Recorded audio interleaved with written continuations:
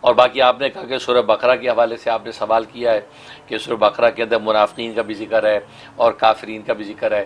قرآن میں تین ہی طرح کے تو لوگوں کا ذکر ہے، مومنین کا ذکر ہے، کافرین کا ذکر اور منافقین کا ذکر ہے۔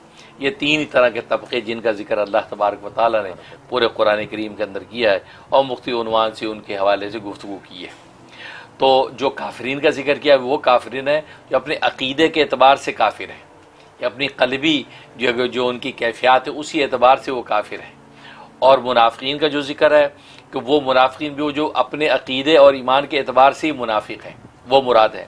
اور مومنین ظاہر وہ ہیں کہ جو اپنے ایمان یعنی اپنے قلبی ایمان کے اعتبار سے ہی مومن ہیں۔ یہ تین کیٹیگریز ہیں۔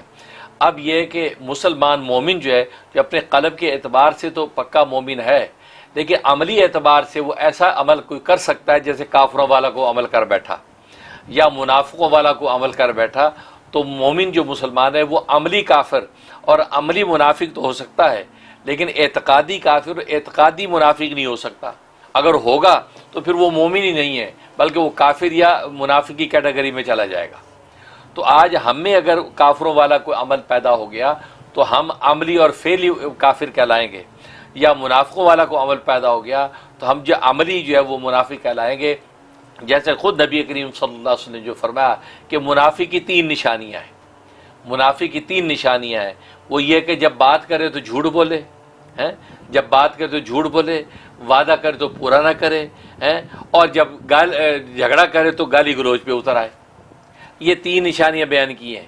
اب یہ عملی منافق کی نشانیاں ہیں، کیونکہ یہ تین نشانی عام مسلمان میں بھی پیدا ہو سکتی ہیں۔ ایک مسلمان جو جھوٹ بھی بول سکتا ہے، وہ دھوکہ بھی دے سکتا ہے، اور وہ جھگڑا کرے تو گالی گلوچ میں بھی اتر سکتا ہے۔